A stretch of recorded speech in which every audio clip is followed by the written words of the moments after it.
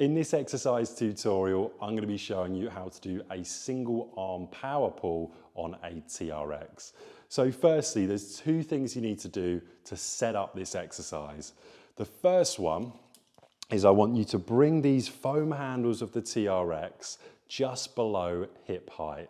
So with your hands, find the front of your hips, and then from there, that's where these foam handles should be. Now, because it's a single arm exercise, what you need to do is you need to pop this into single handle mode.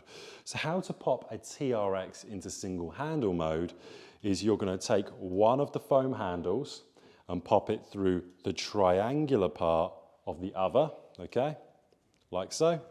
And you're going to repeat that with the front handle going through like so. So from here, I've now got the tension on the TRX. I'm in single handle mode. And what I'm going to do now is I'm going to make sure, one, I'm center on to where the TRX is suspended from. And then from here, what I'm going to do is I'm going to extend my arm.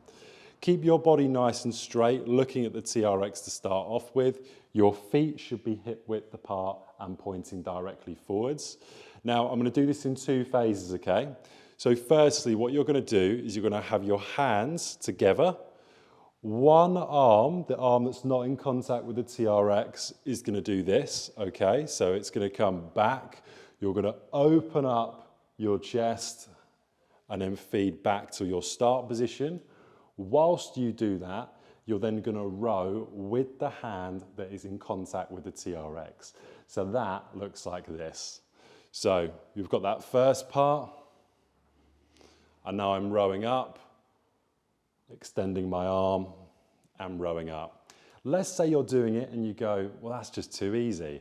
What you can do is you can create a more abrasive angle by stepping the feet forwards. And now the row is going to be far more challenging when you come into the exercise. You would repeat the same amount of sets and repetitions on one side as the other, and that is how you do a TRX single arm power pull.